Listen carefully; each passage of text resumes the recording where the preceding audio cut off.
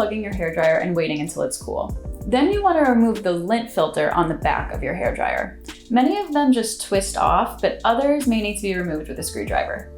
Place the grate under running water for a minute or until all of the dust and debris comes off.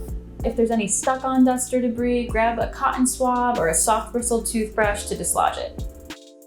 Dry the filter with a cloth and just make sure it's completely dry before you reattach it. To clean the outside of the hairdryer or any attachments, such as the diffuser, you just want to wipe it down with a barely damp cloth, being really careful not to get any water inside the dryer. Then just follow with a dry cloth.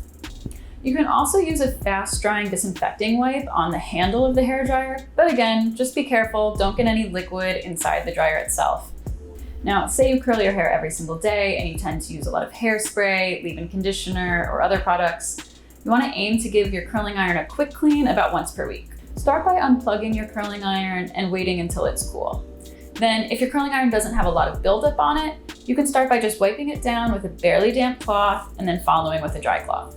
To remove any stuck-on product residue, start by combining baking soda and hydrogen peroxide in a small bowl until it reaches about the consistency of toothpaste. This mixture will bubble up at first. Then you want to apply the paste to the barrel of the curling iron, let it sit for about 5 to 10 minutes. Then, using a soft cloth or a paper towel, scrub the mixture into the product residue until it's completely removed.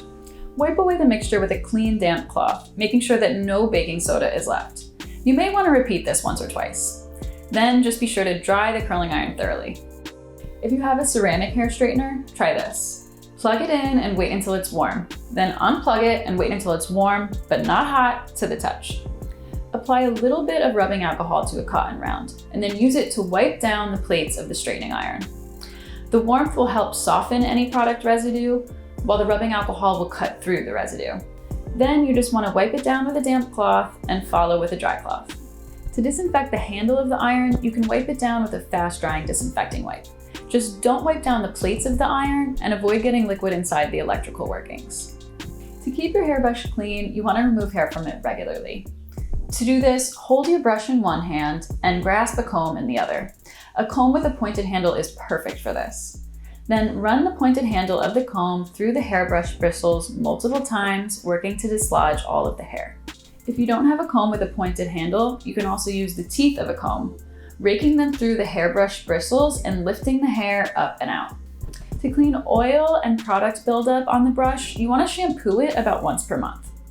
So holding the handle, swirl the head of the brush around in a bowl or a sink filled with warm water.